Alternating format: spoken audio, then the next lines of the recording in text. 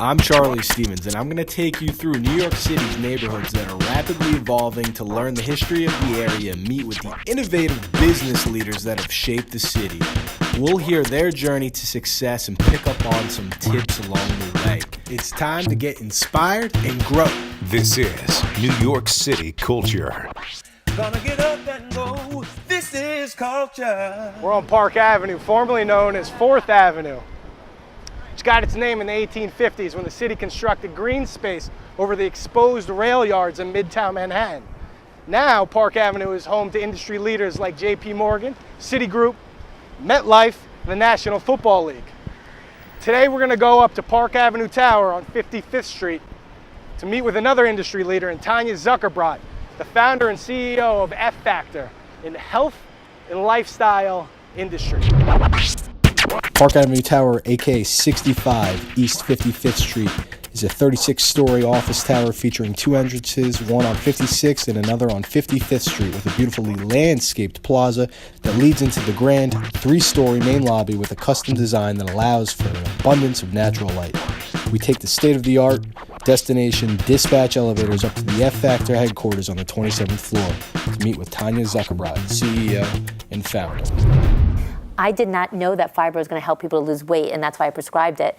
The weight loss was a byproduct of prescribing fiber for its clinical benefits, and the weight loss was this really amazing byproduct.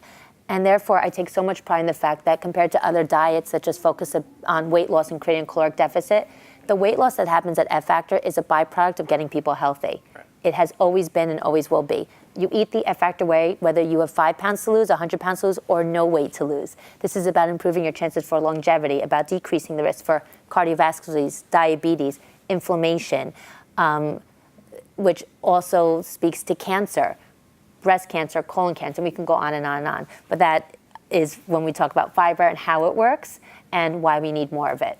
You've actually built a brand, you've built products from it, you've built a business from it. So from taking it, writing the books and everything else, how did you kind of build from there? I think F Factor stems from the fact that I've always been a businesswoman. My first business was selling rocks. I was 5. I had nothing to sell because I didn't own anything. So I went to my backyard and I picked up some really pretty rocks. And then I went to my front yard and I sold them. I took out a coffee table and I sold rocks. And some really nice people in the neighborhood gave me a quarter, whatever it was. And so that was my first business, was selling rocks.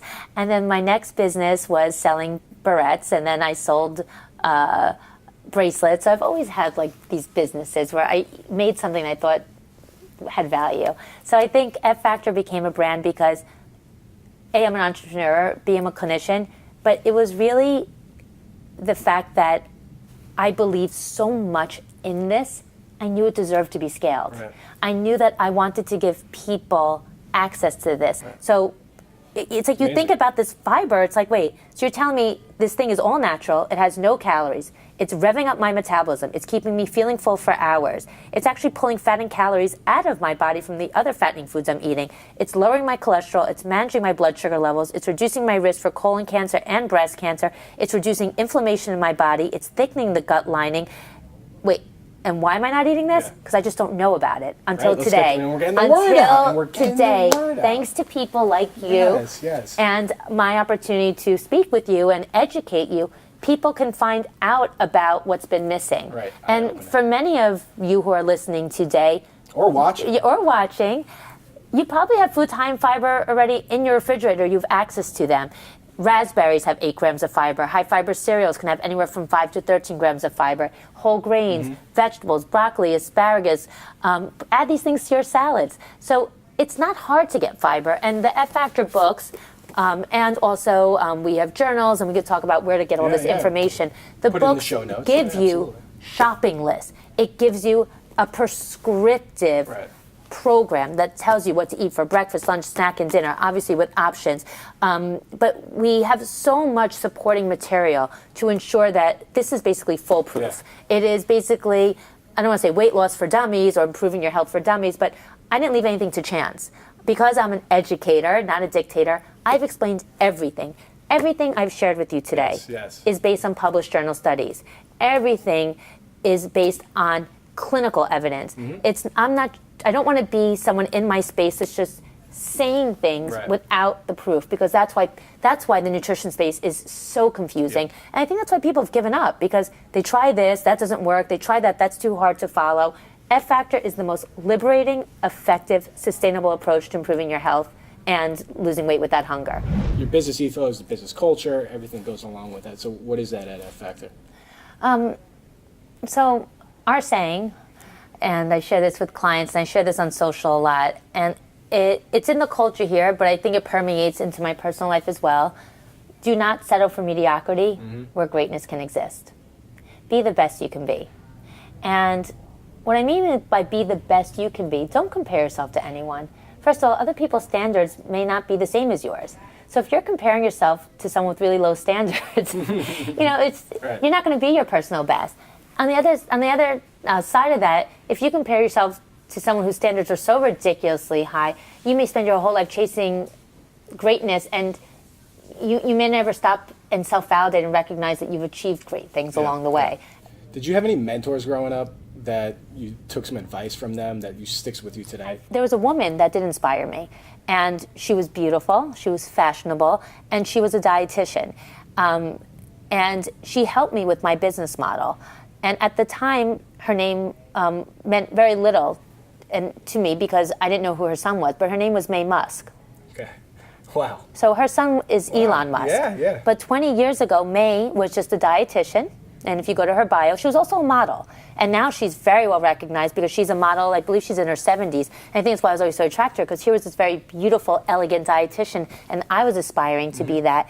And she'd mentioned her son, do you have children? But Maye helped me with the business, because she helped me to put together my model, because most dietitians will just do individual sessions. Right. And she said, Tanya, if you don't sell a package, you cannot control if they are following the program. And if you just hand out a diet and they never come back, and someone's like, oh, did you ever see Tanya? Yeah, it didn't work.